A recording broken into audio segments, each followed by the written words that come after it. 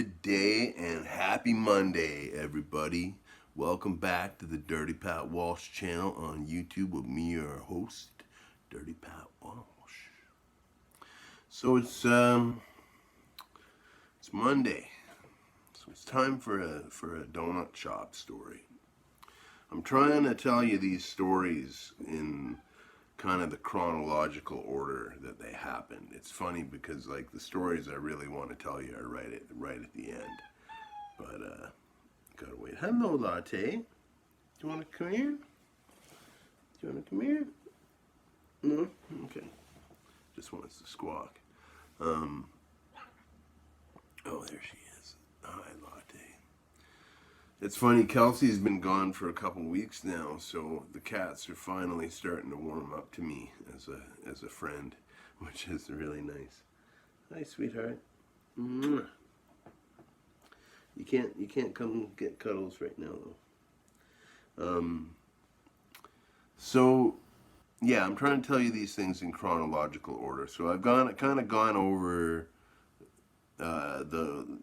basically the job itself, what I was doing. I told you about my boss, Daryl. I told you, about last week about the long, lonely, paranoid hours. This week is going to be a little different. I want to take you back to the winter of 1989. It probably was like it's still 1999, so it's probably November of 89. I'm sorry, 1989. Yeah, November 1989. So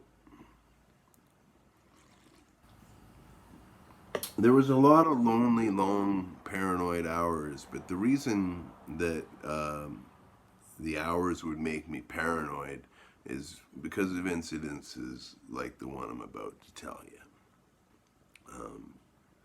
Hi, Latte. Oh, you just want cuddles. Now, yeah, it was like a cold winter November night. This was probably about 3 in the morning, I guess, 3:30, something like that. Just like after the bar, long after the bars had closed, and long before morning began. And this group of people came in, and cocaine was a real big drug back then. And these guys were obviously all fired up on coke and drunk as hell. And there was a couple guys, a couple girls, kind of thing. Probably like 4 guys, 3 guys, and like 2 girls. Yeah, about 5 people. And anyhow, they were drunk as fuck, and they were obnoxious as hell. They came in. They were just like the typical trying to be difficult customers, just to give you a hard time. Changing their order halfway through, you're done making it. Things like that. Just bullshitty stuff. Anyhow, when they went to pay me,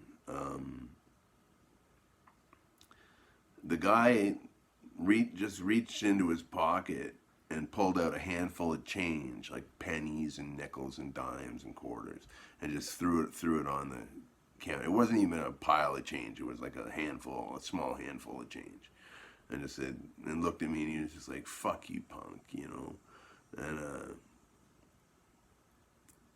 so I was mad, like, I was angry. I used to fire off a lot easier than I do now, and I told him, I was like, "You gotta fucking pay for your shit, man," and you gotta pay. And he was like, "Fuck you, no I don't, fuck off," like whatever. We were arguing back and forth, and at this point, his friend, one of the guys. Oh no, okay. Before all this started, I used to smoke rolled up cigarettes, like drum tobacco, roll them up in a rolling paper and smoke them. They look like joints, really, but they were cheaper than cigarettes, right? And so the very first thing that happened when they came into the donut shop is I was smoking a roll up, right? And one of the girls is like, you can't do that. And I'm like, do what? And it's like, you can't smoke pot behind the counter. You can't smoke pot in the building. And I'm like, I'm not. I'm smoking a cigarette. You can't smoke behind the counter. I'm like, yeah, I can, And it all kind of escalated into them, and that led to them like being dickhead customers, and that led to the guy throwing his, pennies and quarters on the counter, telling me to fuck off, fuck myself, and they're all like kind of out the door, right? Like they're not staying, like they're all kind of getting their shit and they're getting ready to go. But while they were getting their shit and getting like starting to just fuck off, this guy was yelling at me. His buddy went out to the car and got some beer bottles and came back in and gave a couple to his friend and took a couple, and they fucking started hucking beer bottles at me, they were all empty, but yeah, I dodged everyone. They were throwing, and I actually threw one back at them too. One didn't break on the ground, and I picked it up. I fucking threw it back. I miss doing shit like that sometimes.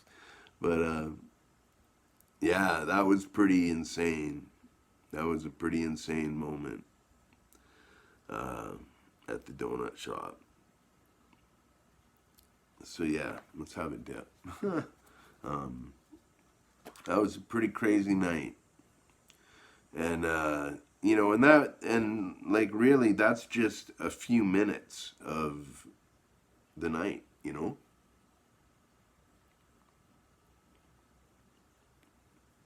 That wasn't where the evening began. It wasn't where it finished. It was in the middle.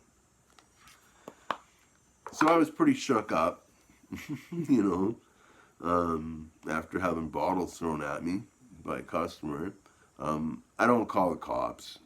I'm not a cop caller. If it was absolutely necessary, like I'm a square, I'm a civilian, you know, if my house got broken into, I'd call the cops. If I like if someone was attacking Kelsey, I'd call the cops. But most affairs, I don't like to call the cops. Um, yeah, it's just a hassle more than anything because they don't do anything. Like I said, in Oakville, all the cops knew me from running with the punk rock gang downtown, and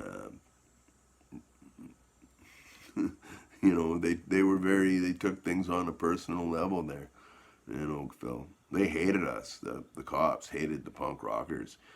We used to all hang out down by Lake Ontario, and at the marina. We'd hang out, and they had a little gazebo there, and we'd hang out. The cops, if we were there at night, this never happened to me. I always got to take off. I always took off before when I saw the cops coming. The guys we hung out with, most of them lived at the park, so you know what I mean. Like it was that's where they lived. But the cops would come by and round them up, and I seen it happen because I was hiding in the bushes, and I seen it happen. The cop took my friends Mike and Jeff, and rounded them up, put them up against the car. Everybody else got away, and they took they brought phone books out of the back of their car, and were beating the phone book, like putting up the phone book against their backs, like against Mike and Jeff's backs, and just fucking beating it, right? Because it hurts like hell, but it doesn't leave a baton mark, right? Just fucking brutal. So that's how the cops stood with me and my people. You know, me and my hood in Oakville. But anyhow, yeah, it was a crazy night. But yeah, I like to share these stories with you because it actually purges them a bit from my mind, and you know, I think I certainly was mentally affected by the year I worked at the donut shop as the night manager. But anyhow, thanks all for your time today. I hope you enjoyed the story. And yeah, like I say, I'm trying to arrange these events into chronological order so you can understand how it was from the beginning to the end. Next week, I'm going to talk about some of my regular customers because I had a handful of regular customers and who came in every night. So I will talk to you about that next Monday. But until then, be well, stay free, have a fantastic day, and yeah, step into the week with your feet, step high into the week with your head held high. All right, be well.